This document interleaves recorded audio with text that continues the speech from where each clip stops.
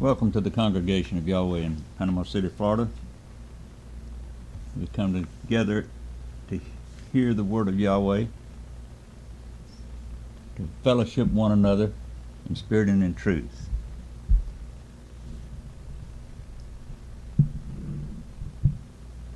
Okay. Today, the title will be My Messenger.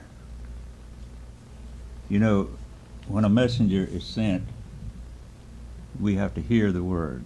We have to hear the message. And in Mark chapter 1 and verse 1, the beginning of the good news of Yeshua, Messiah, the Son of Elohim. As it has been written in the prophets, see, I send my messenger before your face, who shall prepare your way before you.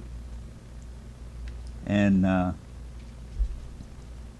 we have a footnote in Malachi 3 and 1. See, I am sending my messenger. So,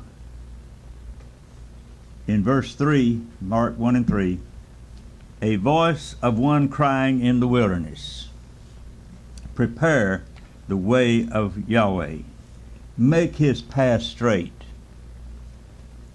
And that's how we come into condition in this manner of serving Yahweh and hearing his word. In Malachi 3 and 1, he says, see, I am sending my messenger, and he shall prepare the way before me. Then suddenly the master you are seeking comes to his Hekel, even the messenger of the covenant in whom you delight, seeing he is coming, said Yahweh of hosts.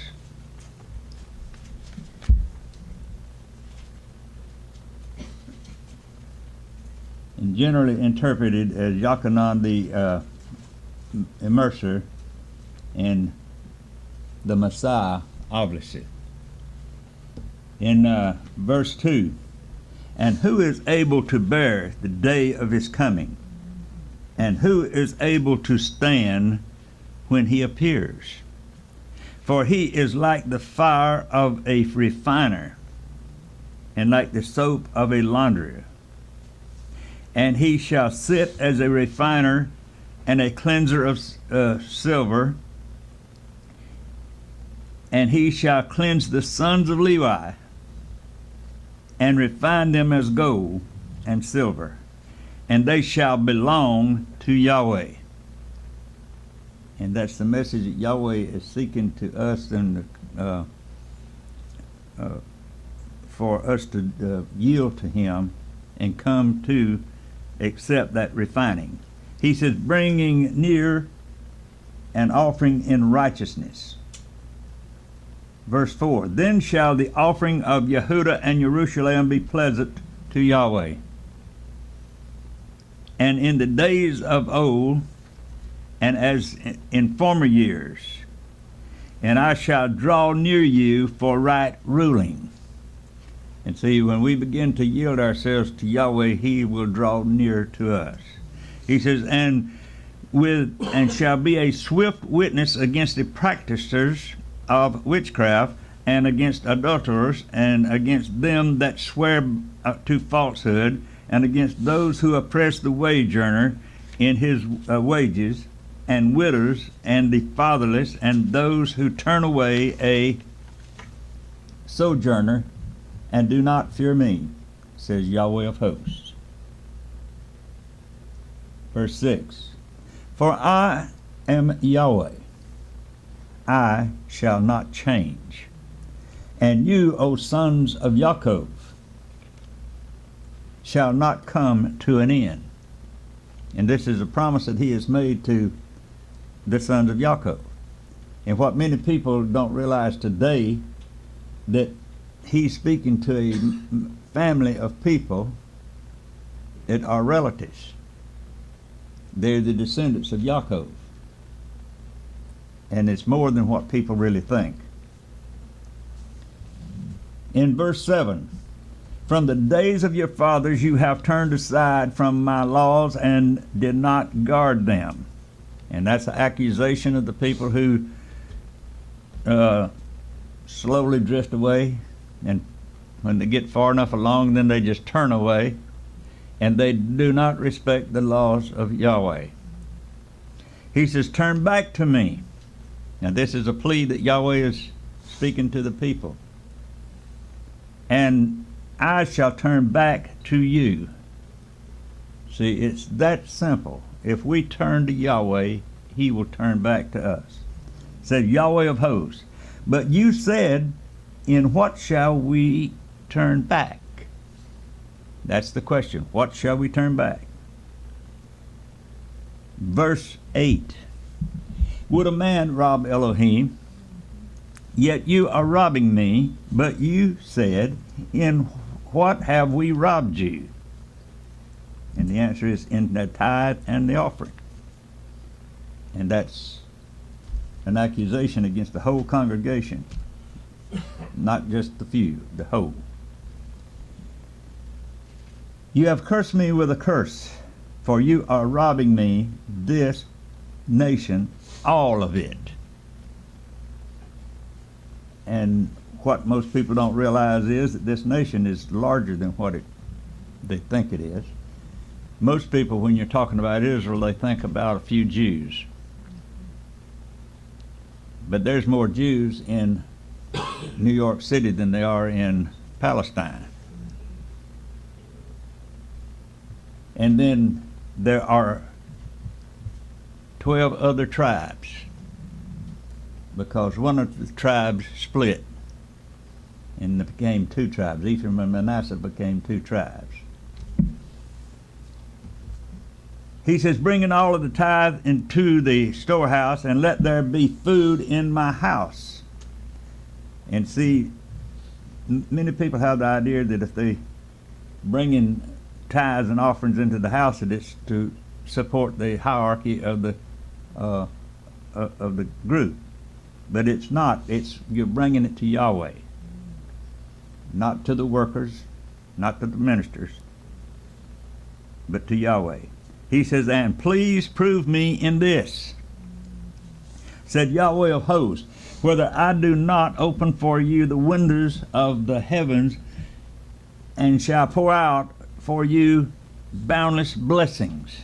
And see, that's what most people can't really get on their mind, is that how many blessings that they have and blessings that they receive that they don't even think about. Because most people have to look at their income to see what they're worth. And that's not very much. Because if we had to depend on our income for our value, then we're miserable people. But he says, and I shall rebuke the devourer for you. Now this devourer is the one that takes away our life, takes away our wealth, and just takes away our blessing. But Yahweh is going to rebuke the devourer. He says, so that it does not destroy the fruit of your ground, nor does the vine fail to bear fruit for you in the field, says Yahweh of hosts. And he's talking about a specific nation, and it is the house of Israel, wherever they're scattered, wherever they have been driven. But here's what he has to say. Verse 12. And all nations shall call you blessed, for you shall be a land of delight, said Yahweh of hosts. Now think about that. Where is the land of delight today? Verse 13. Your words have been harsh against me. And Yahweh said Yahweh, but you have said, what have we spoken against you? And here's his answer. You have said, it is worthless to serve Elohim. And what did we gain when we guarded his charge, and when we walked as mourners before Yahweh of hosts? Verse 15, and now we are calling them proud blessed. Not only are the doers of wrongness built up, but they also try Elohim and escape. Then shall those who fear Yahweh speak to one another, and Yahweh listen and hear, and a book of remembrance be written before him of those who fear him, and those who think upon his name. And that's the attitude that we should have with Yahweh. And we emphasize it on the day when we come out together, that we think upon his name. This is like a reminder for us to rest of the week think upon his name. Verse 17, and they shall be mine. Yahweh is claiming these people, said Yahweh of hosts, on the day that I prepared a treasure possession, and I shall spare them as a man spares his own son who serves him. And we are supposed to be the faithful sons to the Father.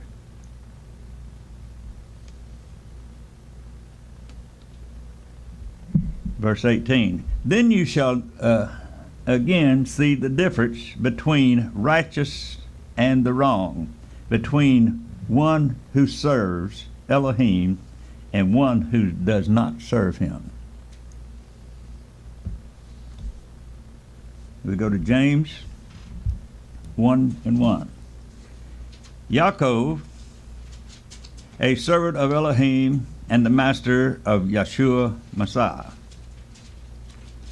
to the 12 tribes who are in the dispersion, greetings. Now notice the salutation here. James is has the salutation to the people who are in dispersion. That means the ones that is driven away from the mass.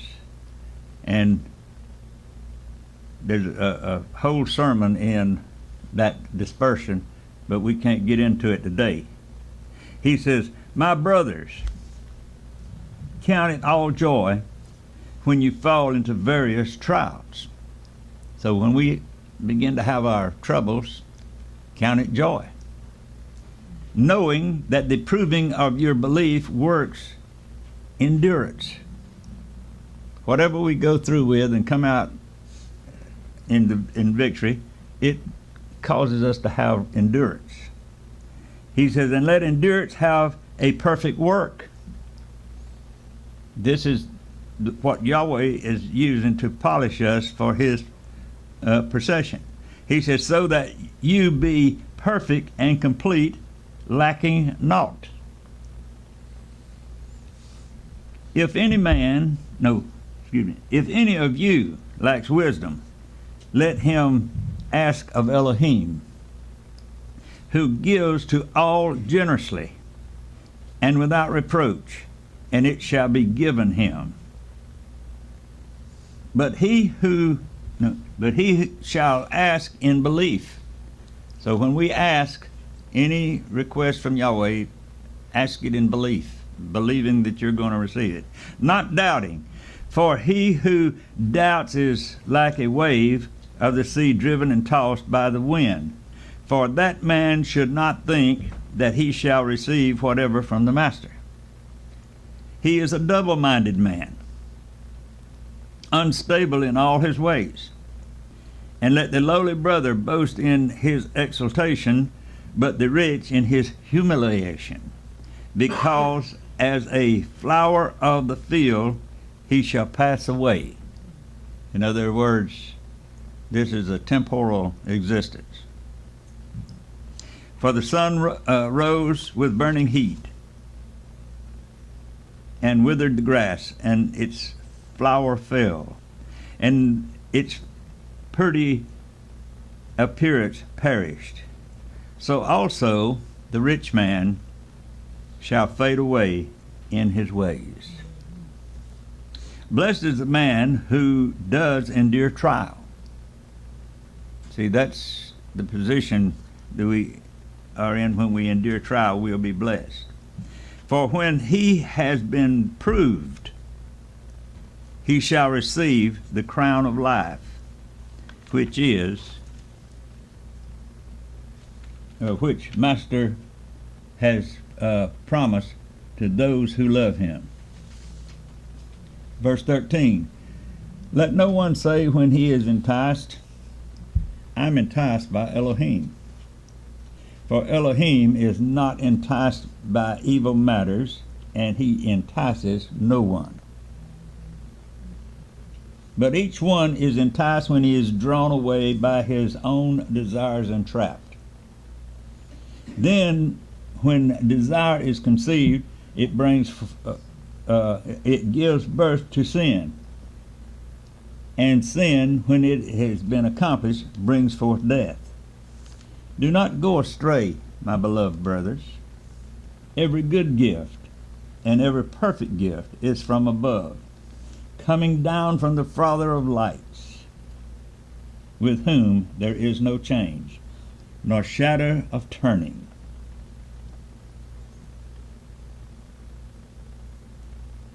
Having proposed it, he brought us forth by the word of truth, for us to be a kind of first fruits of his creatures.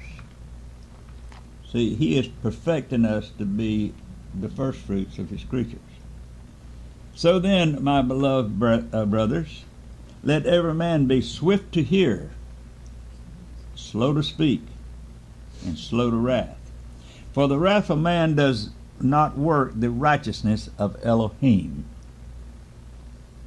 Therefore, put away all filthiness and overflow of evil, and receive with meekness the implanted word, which is able to save your lives. And see, he is teaching us how to be developed for his perfection.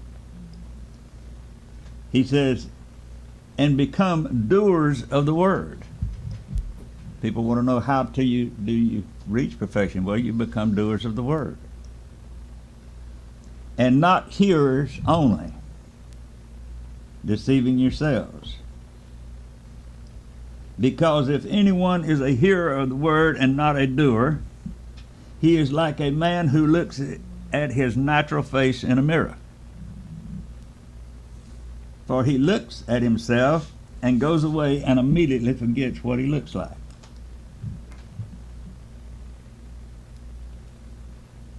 But he that looks into the perfect Torah, that of freedom, and continues in it, not becoming a hearer that forgets, but a doer of work, this one shall be blessed in his doing of the Torah.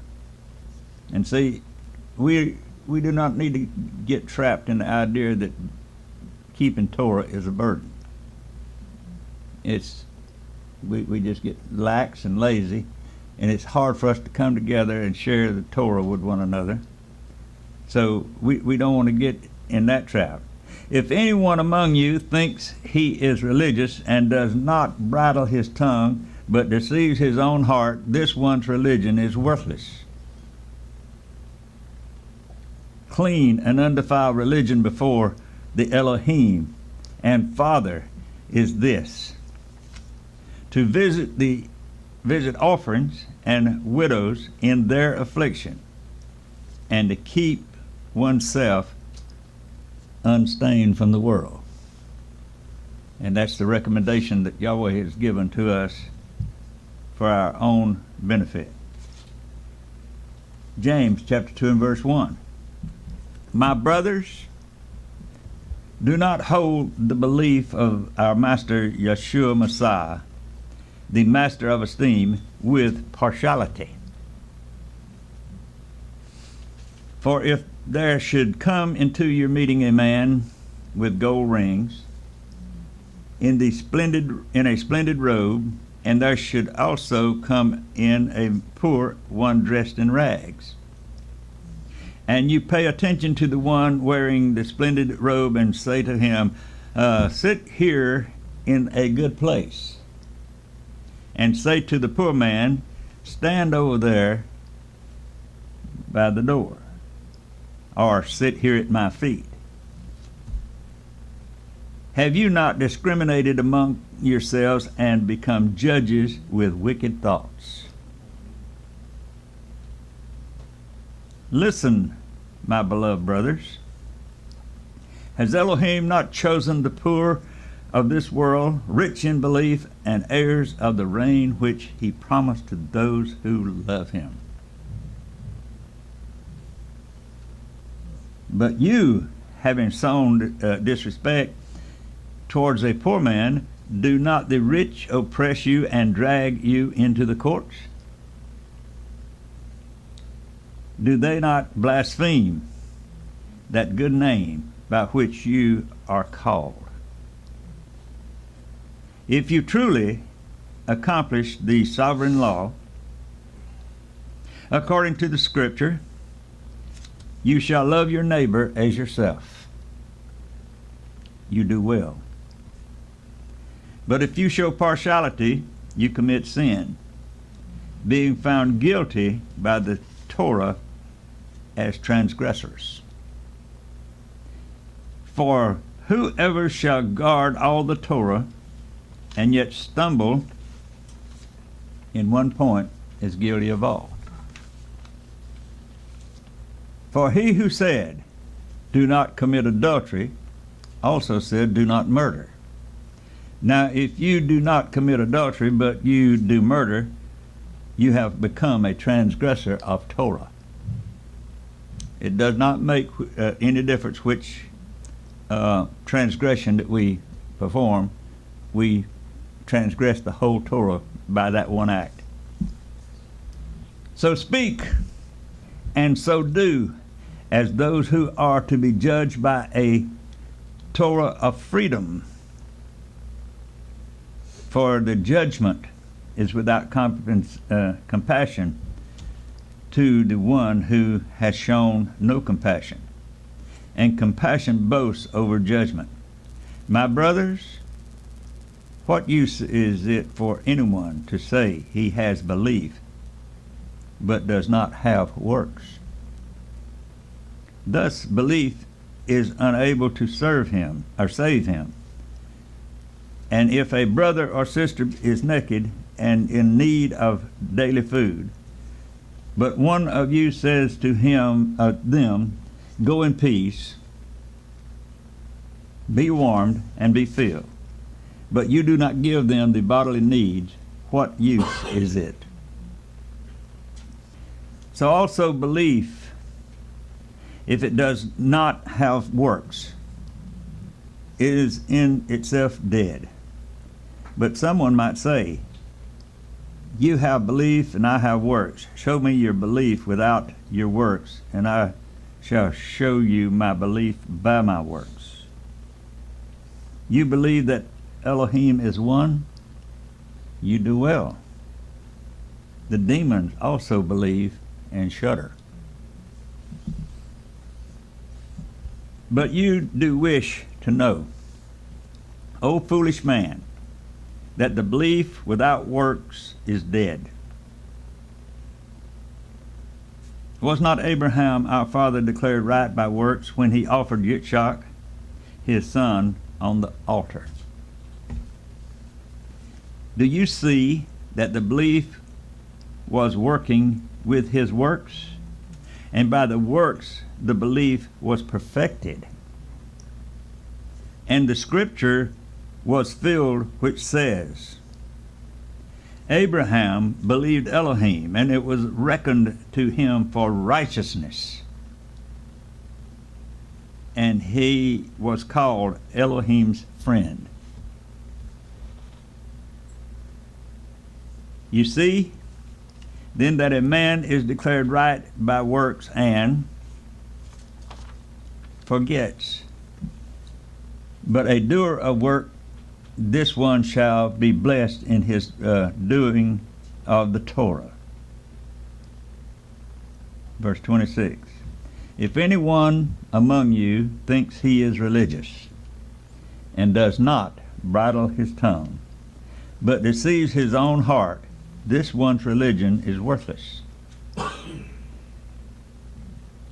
Clean and undefiled religion before the Elohim and Father is this: to visit orphans and widows in their affliction, and to keep oneself unstained from the world. And that's the advice that he has given to us. James 2:1. My brothers, do not hold the belief of our Master Yeshua Messiah, the Master of esteem, with partiality. For if there should come into your meeting a man with gold rings and in a splendid robe, and there should also come in a poor one dressed in rags, and you pay attention to the one wearing the splendid robe, and say to him, sit here in the good place, and say to the poor one, stand over there, or sit here by my feet. Have you not discriminated among yourselves and become judges with wicked thoughts? Listen, my beloved brothers.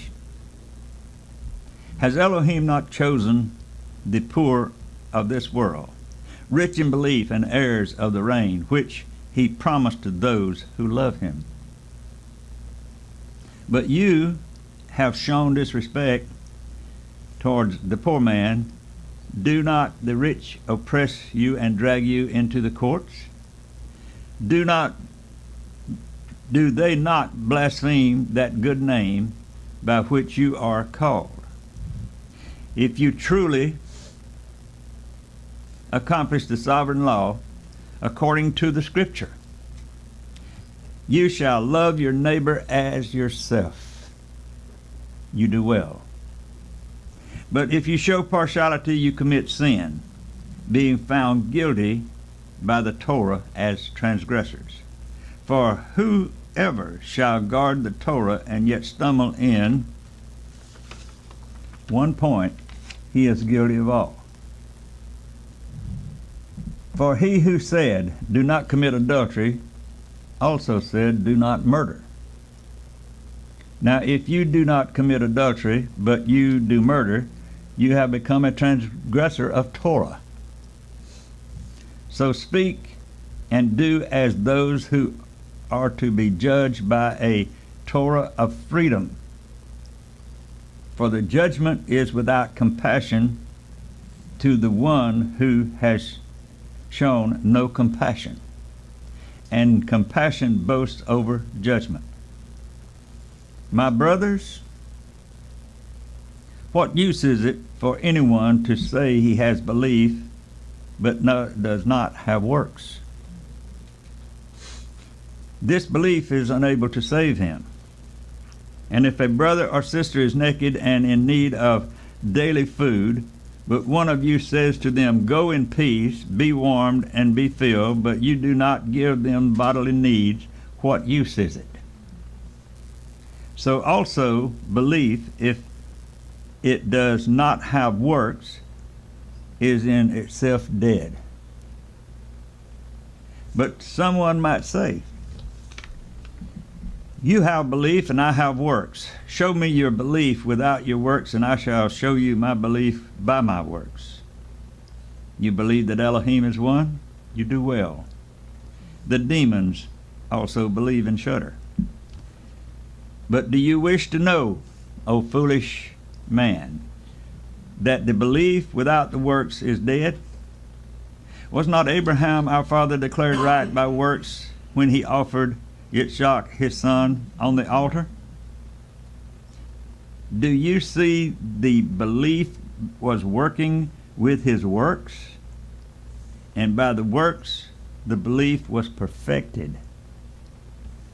And the Scripture was filled, which says, Abraham believed Elohim, and it was reckoned to him for righteousness, and he was called Elohim's friend.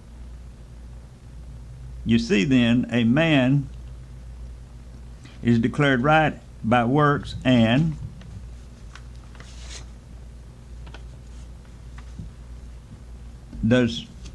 not by belief alone.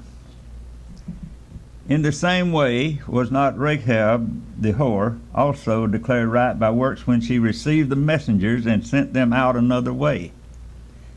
For as the body without the spirit is dead, so also is the belief is dead without the works. In Matthew chapter 13 and verse 4, and as he sowed, some seed fell by the wayside, and the birds came and devoured them. And others fell on rocky places, where they did not have much soil. And immediately they sprang up, because they had no depth of soil. But when the sun was up, they were scorched, and because they had no root, they withered. And others fell among thorns, and the thorns came up and choked them.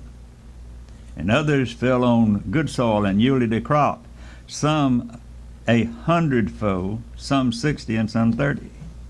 He who has ears to hear, let him hear. And the taught ones came to and said to him, Why do you speak to them in parables?